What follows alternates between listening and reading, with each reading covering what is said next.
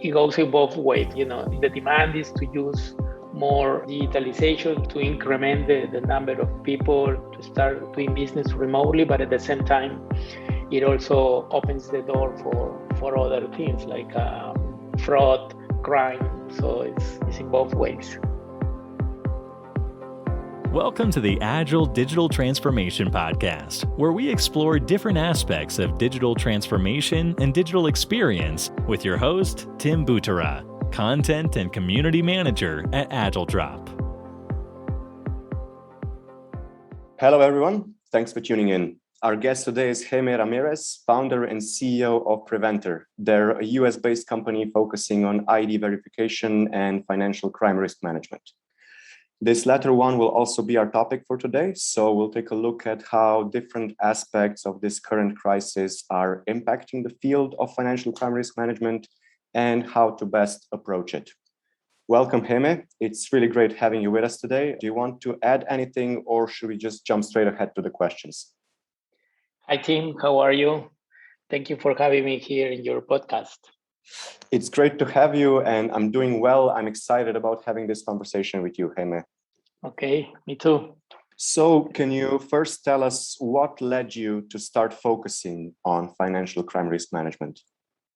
Yeah, that's a good question. And it's been a long time that I've been working on this in this arena.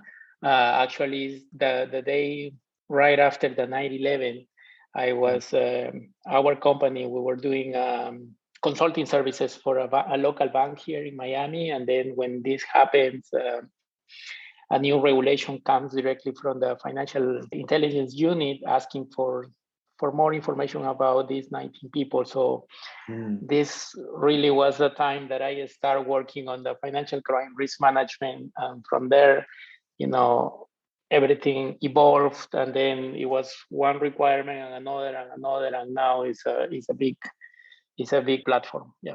And that's very interesting. It means that you've both been in the field for a really long time, probably even before we introduced digital in this field. But right now, a lot of it is based on digital, probably. Yes, correct. You're exactly right. So how has, we know that the COVID crisis has really accelerated digitalization. So I'm betting that this had some kind of impact on Preventor and the work that you do. Yes, the COVID actually was accelerator of the digitalization, right? Before COVID, there was a lot of companies talking about how to digitalize the identity of the people, the businesses to do it remotely, but it was a lot of resistance from the businesses. But after or during or after the pandemic, this is not anymore a wish, it's a need. It's something that most of the companies are looking to implement it, because it's not only to prevent fraud or to prevent the losses, it's also to gain more businesses. What about the challenges of this increase of digitalization? Are there any main ones, and how do they compare to the benefits that we kind of talked about already?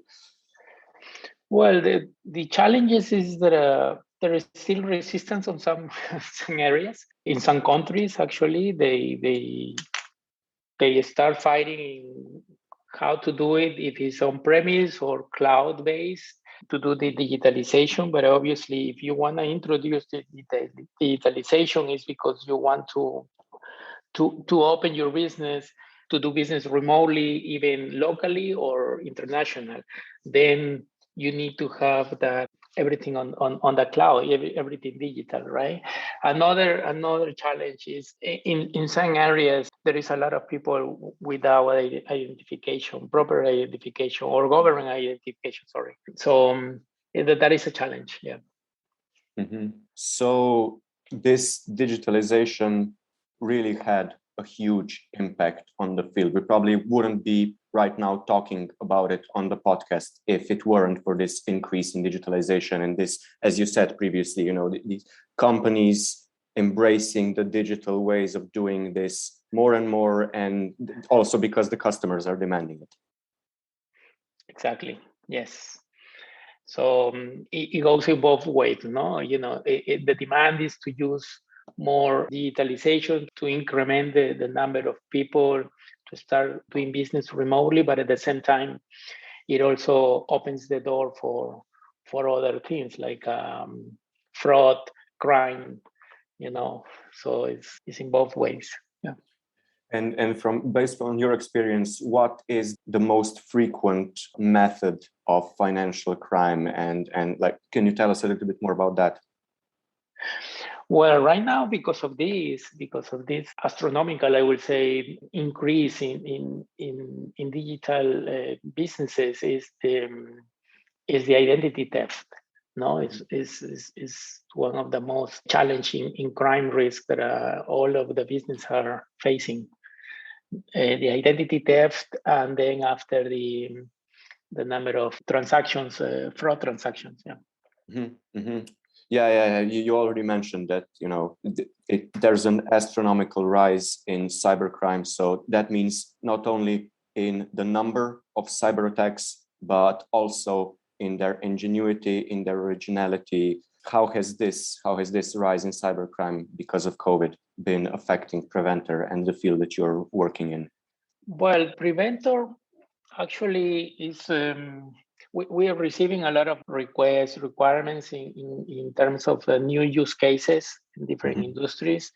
We need to address other different scenarios per different businesses and territories, right? So there are some simple scenarios just to do the authentication of one person, but there is others that they need to have a different use cases. So for us, it's a lot of work right now. Thanks God, the pandemic accelerate, as I mentioned before, accelerate this, but also is increasing the number of businesses that we have. Do you have any new solutions, or are you developing any new solutions, new strategies now because of all this, in reaction to all this?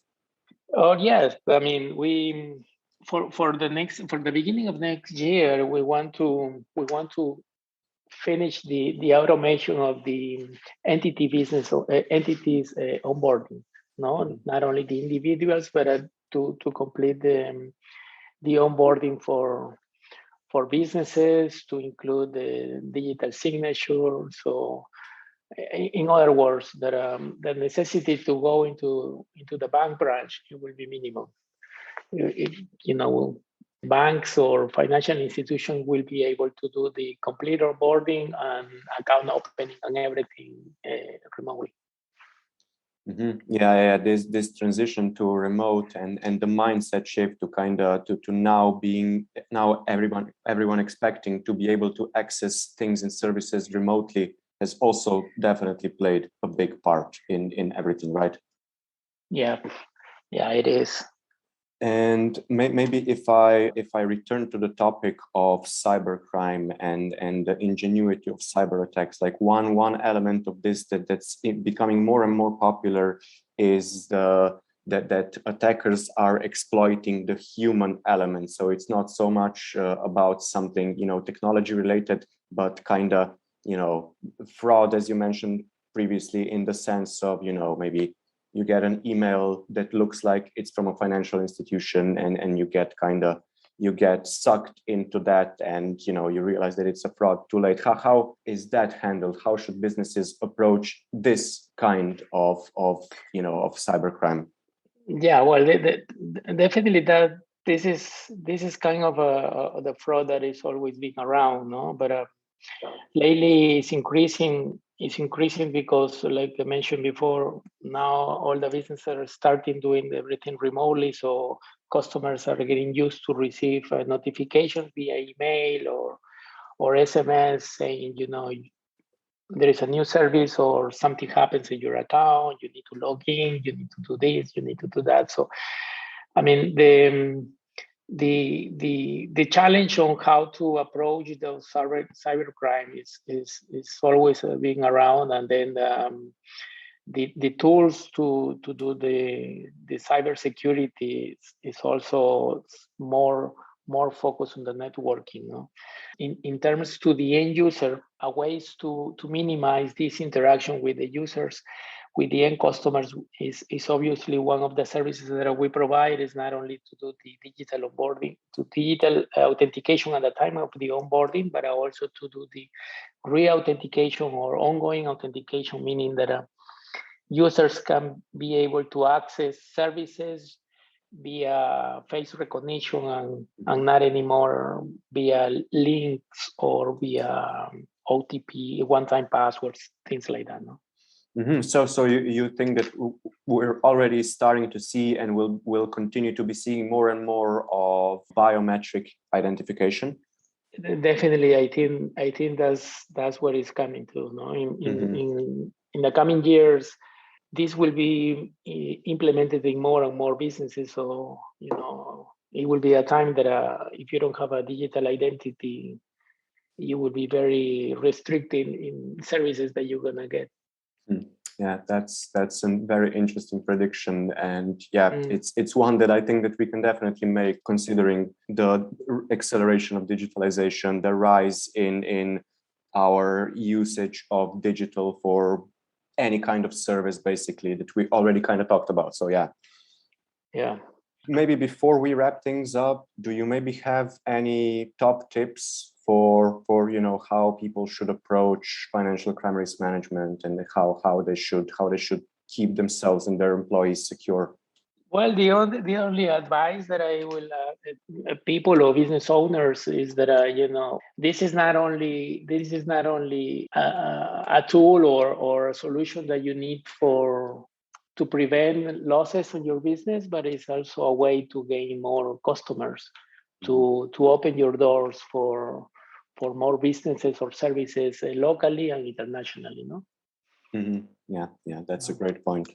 Well, Jaime, that's all from me. Maybe before we wrap up the call, if anyone from the audience wants to reach out to you or to learn more about you, learn more about Preventor, where can they do that? Yeah, sure. I mean, we have our website is preventor.com, and there is a few links there inside on resources that you can learn more about Preventor. There is webinars, podcasts, articles. So it's a quite documentation there that you can see. Sounds like a great resource, and I'm hoping that if anybody who's listening right now is interested in learning about this further, that you'll go and check out Preventor's website. Yep. Well, thank you so much for joining us today, Jaime. It's been a pleasure speaking with you today. Yeah, Tim, no, it's a pleasure for me. And then anytime you want me to come back to your podcast, I'm here. Okay, we have a deal. Okay. And to our listeners, that's all for this episode. Have a great day, everyone, and stay safe. Thanks for tuning in. If you'd like to check out our other episodes, you can find all of them at agiledrop.com/podcast, as well as on all the most popular podcasting platforms. Make sure to subscribe so you don't miss any new episodes, and don't forget to share the podcast with your friends and colleagues.